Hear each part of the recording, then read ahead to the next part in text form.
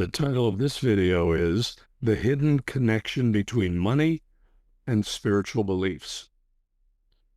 A man said to God, "What is 1,000,000 years to you?" And God said, "It is a second." And the man then asked God, "What is $1,000,000 to you?" And God said, "It's a penny." And the man then said, "Please give me a penny." And God said, "Sure, give me a second." This humorous exchange between a person and God reflects one of the underlying views held in the mass consciousness concerning spirituality and money, including it is external, it is elusive, and immoral. So in this session, I'm going to explore some of the world's views about money, and I'll lead you through a consciousness shift on money. Now, this is not to replace any other thing that you are doing, like visualizations or affirmations or anything else that you might be doing.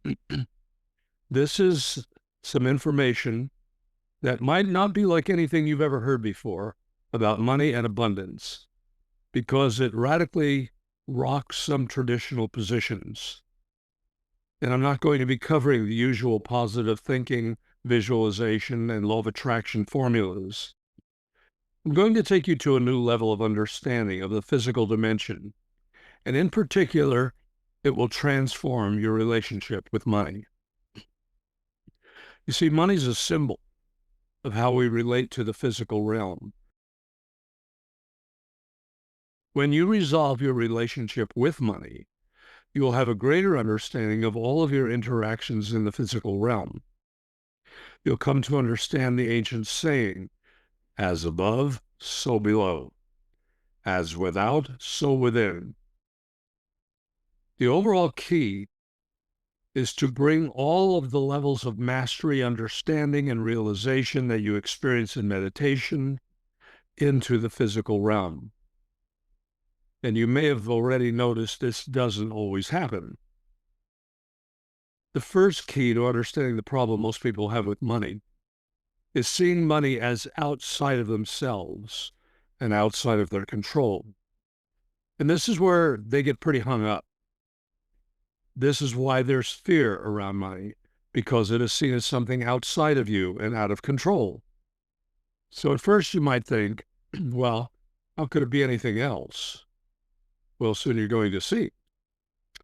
There's a feeling in many people that they don't understand money, as if it's some kind of an unknown force that's controlling their life. And this creates an underlying helplessness about money that makes it a mystery outside of you over which you seem to have little control. And even when some people have money, there's often a fear that some unknown force will blindside them and take it away from them. Could be unexpected accidents, necessary repairs, taxes, illnesses, unforeseen issues, investment losses. And all this is what generates fear around money. The whole entire physical dimension is sometimes perceived this way, as being basically uncontrollable. And almost everyone feels somewhat helpless in the face of what they perceive as outside forces. And this is what drives people to try to gain more power and control through force. So the first key to understanding the problem that most people have with money is seeing money as outside of themselves and outside of their control. What you perceive outside of you is actually a mirrored reflection of what is inside of you. So at this point, I'm asking you to be open-minded about this idea. So to help you so that you're not so fixated on money being external, say these words to yourself. I am willing to surrender and release the need to believe that I am helpless in the face of outside forces. I am willing to surrender and release the need to believe that I am helpless in the face of outside forces.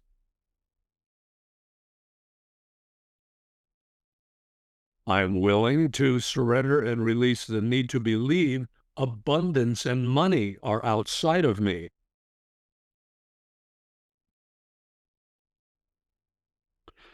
To have a more accurate view about money, you'll also want to bring an enlightened awareness of your higher self or soul into any limiting perception. So you want to invite the soul to merge and integrate into all of your perceptions and beliefs and conclusions about money, about it all being outside of you. So now follow these words and make them your own. I ask the full intelligence of my higher self and soul to deeply integrate into my beliefs that abundance and money are outside of me.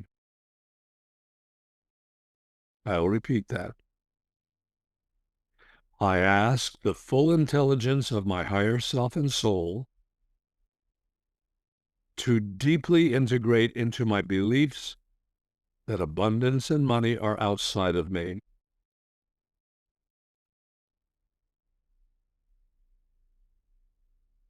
Now, I would like to let this digest a bit because I'm going to continue, but I know this is a really big jump, and therefore I want it to integrate. The power that you have in the subtle non-physical dimensions that you access through meditation and visualizations is that you know it's all in your consciousness.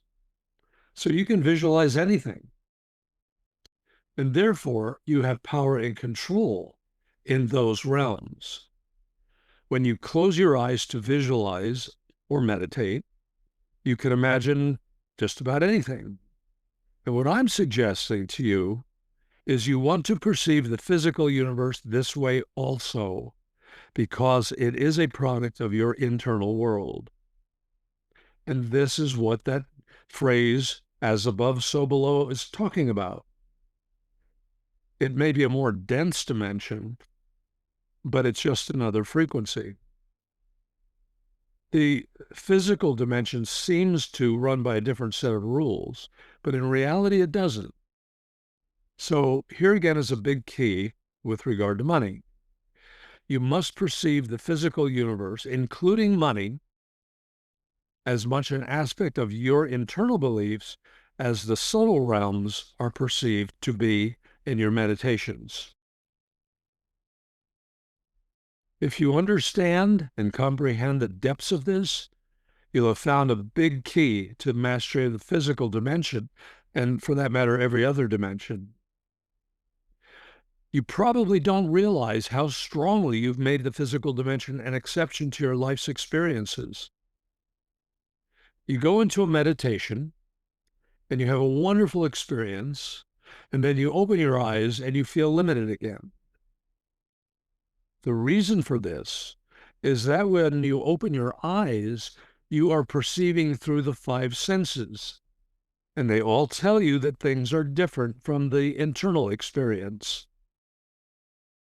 And listen carefully to the next sentence. The senses were designed to perceive the realms of illusion as if they are real, so that a life can be constructed in the illusion. Your five senses were designed to perceive the realms of illusion as if they were real, so that a life could be constructed in the illusion. Now, follow me carefully with the following words. You don't need to repeat them, but follow them and be in agreement with them and make them your own. I ask the enlightened awareness of the soul to fully integrate that everything I perceive as being external is a reflection of my internal beliefs. And this is especially true about abundance and money. Anyone who is going to give you or bring you anything, including money, is a reflection of your subconscious beliefs. So everything is a reflection of your beliefs. But it is mostly the deep-seated unconscious beliefs that are at the cause. Pain, struggle, suffering are also sometimes what many people think are being caused by external forces. And so everybody responds to them as if they were outside and beyond control. Because it's all perceived as outside, everyone is continually looking for solutions outside to fix it. Now, there's nothing wrong with doing that. It's perfectly okay to seek external solutions and treatments, but unless you also address the internal beliefs, the problem may only be temporarily resolved. Now, here's a problem. It's natural to be afraid to admit that pain and suffering might be coming from inside.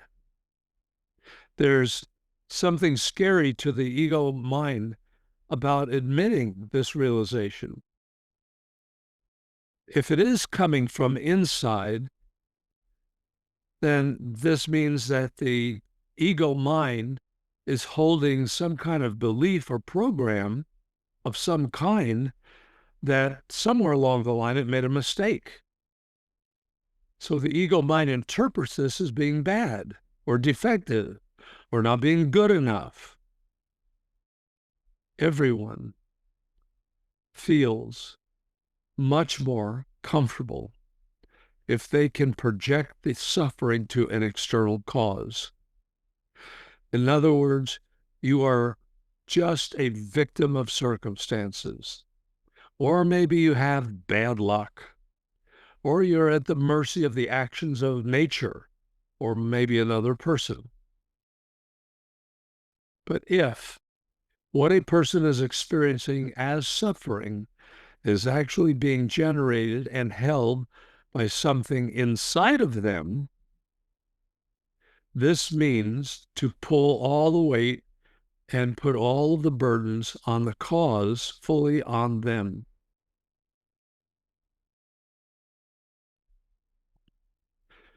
But if what a person is experiencing as suffering is actually being generated and held by something inside of them, that seems to put all the weight and the burden of the cause fully on them. And that means everyone's creating their own pain. And who wants to possibly admit or believe that? Well, of course, nobody wants to admit that. So if the cause is internal, that means you can't run away from it. You can't deny it. And even if you try, you can't pretend that it's not there.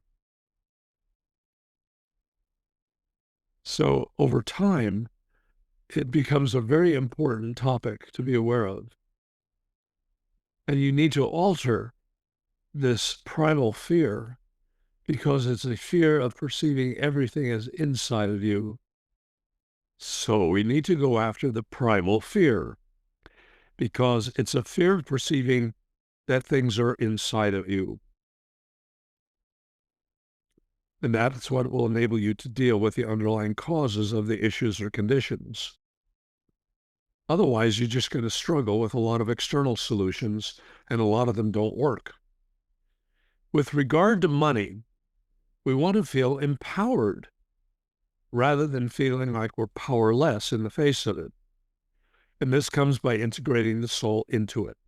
And then we become the masters of it because money is just one other thing inside of your awareness.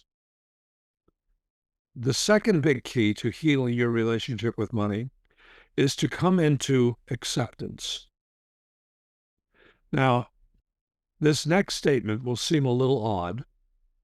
It may even trigger some old beliefs about money being a root of evil, but I'm going to talk about it for a while so you can get the understanding and experience of this consciousness shift around money. Can you say, I love abundance?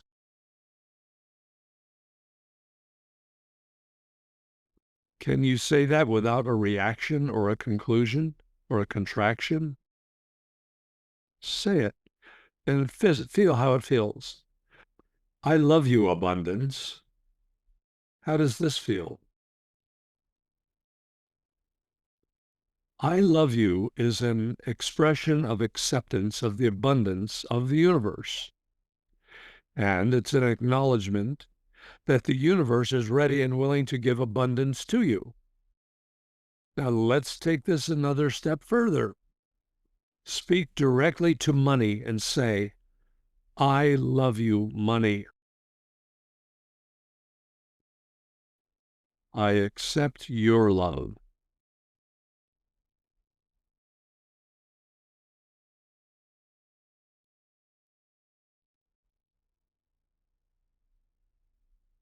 When you speak directly to money and say, I love you, money, and I accept your love, how does that feel?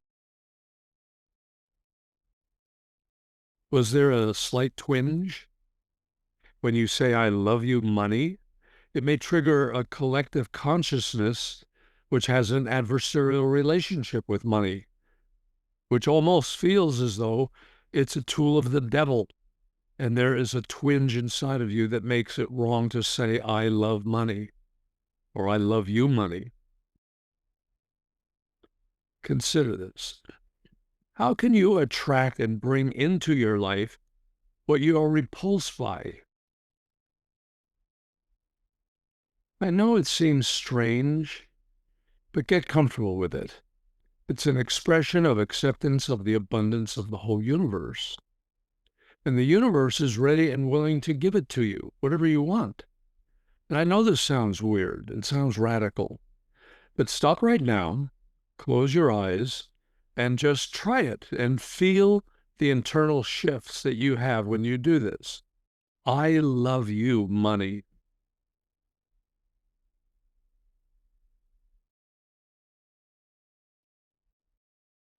I love you, money and abundance.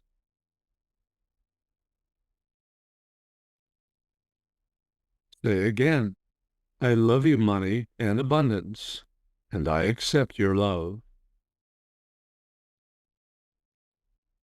And then just feel. When you really sink into the words, it feels deeply right and good. I love you, money. Money is an archetype. And like the circulatory system of life on Earth, it is creative and it wants to be in motion. And because it's creative, it wants to create. It's a dynamic archetype and it wants to be used. It wants to be held and shared and spent and exchanged. It's so happy to be loved that when you connect with it in this way, you activate the archetype of receiving money and abundance, and it says, I will find more ways to bring more money to you. Your relationship with money is no more than the aspects that you have imbued to the universe. And all the universe can ever do is mirror back to you. It wants to give back unless you block it from blocking you. It wants to give back unless you block it from giving to you the very things that you want because of all that you have that limit your beliefs. So follow the words and make them your own. I ask the consciousness of money to merge with my consciousness so there is only harmony.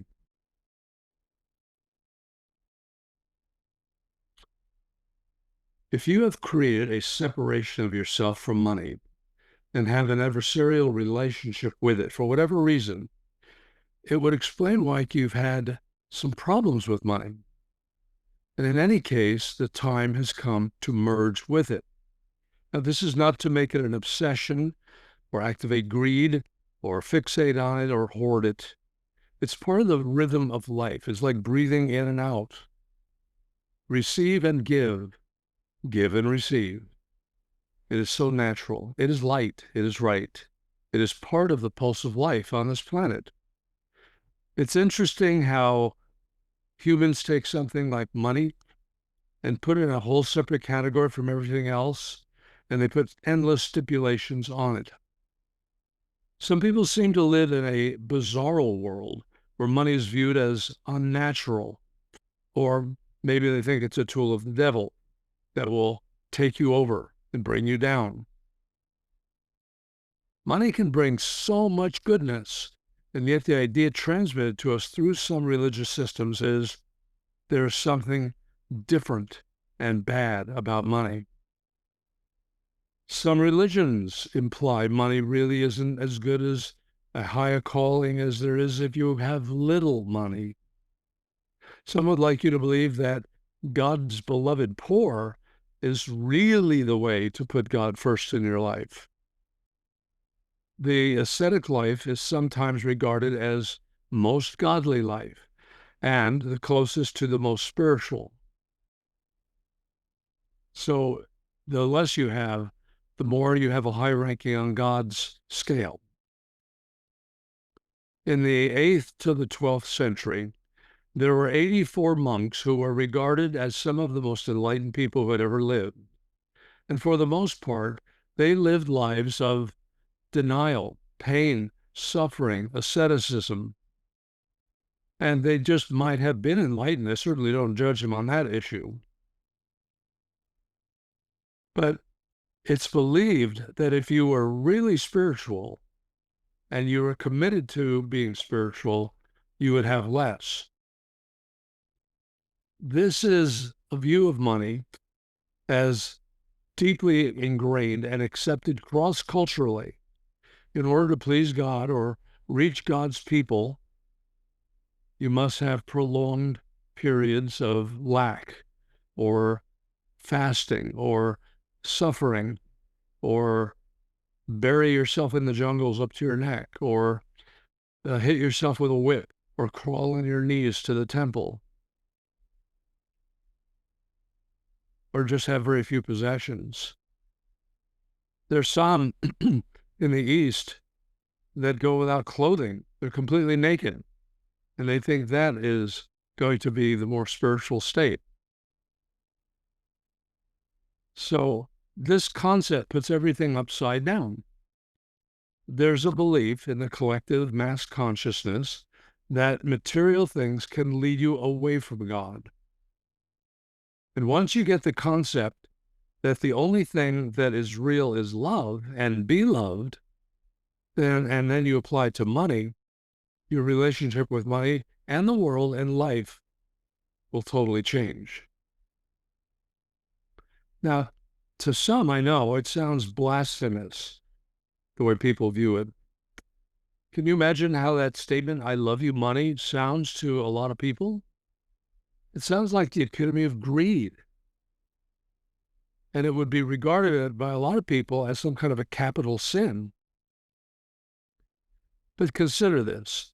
If you really deeply love somebody and they ask you for something, wouldn't you give them everything that they asked for? You'd give them anything if you really love them deeply if they ask for it. Religion tells us God is a caring, merciful father or mother. And wouldn't any parent give their children just about anything that the children would ask for? And yet religion turns this around and says, God honors us the most if we have little or nothing. Isn't the view that God wants to give out of abundance a much more sensible, logical, rational approach? And that is all we're really saying about money. If we are love and the universe is love, and there's a pulse of creation, love and be loved, that also has to be true of the creation about money. Love defines the relationship that we should have with abundance and all of creation. When you love someone, you want to give them gifts. Money wants to do the same for you. Money says, Love is the natural flow of the universe and wants you to breathe that into a natural flow. Money can find you more easily when you love it and you open to receive its gifts. This is certainly a lot better than being afraid of money, don't you think? Because everything is in consciousness. Besides saying, I love you, money, and saying that everything about money is internal, there is also the acknowledgement that money is coming to you in present time. So it's like a river. A river is flowing in water from upstream. And just as surely as it's going to come downstream, so is true when you're in love with money. So the part of you that doesn't believe this is what creates the obstacles. The fact that it may not be in your physical possession at this moment makes it to some to seem like it's some kind of a fantasy. You're just making it up or pretending. Remember, as above, so below? It's an ancient saying. It's also another way of saying as within, so without. So that everything we know about mastery and creation in all of the realms and all of the dimensions is true, and as much true here in the physical realm. It's only doubt or a constriction or a contraction that you put on the manner in which something is going to come to you that makes it seem to be different. The experience is different because you believe it's different. You believe that the physical realm is an exception to the rule, an exception to all the other realms and all the other dimensions. Of course, it is more dense, so things don't move quite as fast as you might like, but the principles all work the same. Like attracts like. What kind of energy are you putting out? You have to deeply embed the deepest truth that creation is simply creation, and it's all the same, just different frequencies or rates of vibration. You are an architect of the creation, and you build the creation with your beliefs. Now, say these words and make them your own. I surrender all resistance to release any limits about money.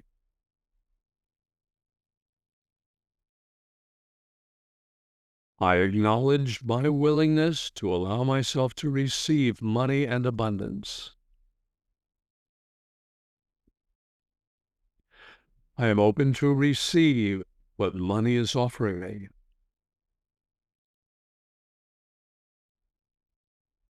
I am willing to surrender and release the need for obstacles to receiving money. I have an ability, power, and capacity to receive money, gifts, and abundance. I have an ability, power, and capacity to receive money, gifts, and abundance. I open myself to the energy of receiving. And now just notice, is there any pulling back, any holding, gripping, hesitation, doubting, questioning? When you make requests and statements about receiving money, if your mind argues with these statements, just say, thank you for letting me know, and I surrender all need and release the need for you. Thank you for letting me know, and I surrender and release all need for you.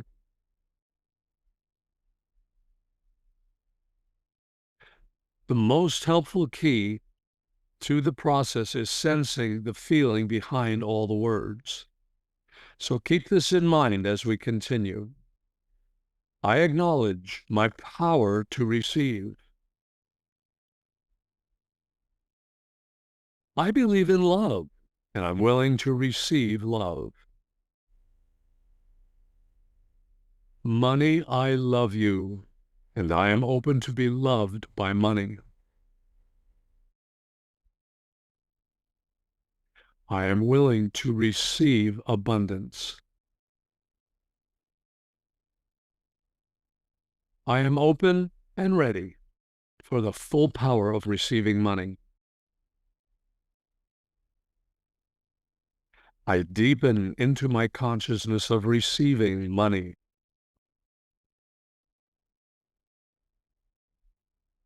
I am fully open to the full download of the consciousness of receiving money.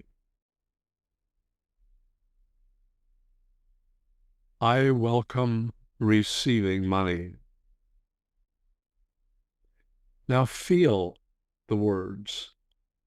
There's kind of a blissful energy field about receiving money because money is love. Money is abundance. Money is part of the creation. Now inwardly say, I fully integrate receiving money throughout my body, mind, and being. I fully integrate receiving money throughout my body, mind, and being.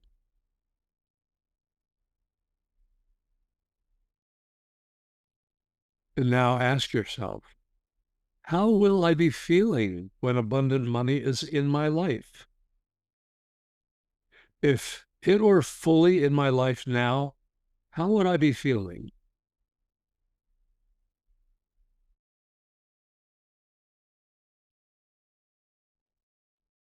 I am the manifestation and creation of the abundance of money automatically in my life.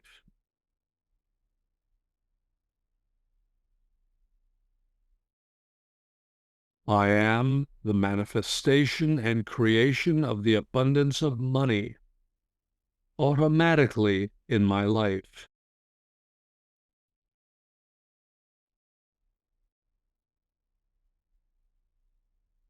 I feel and sense the support of the universe behind all of my intentions.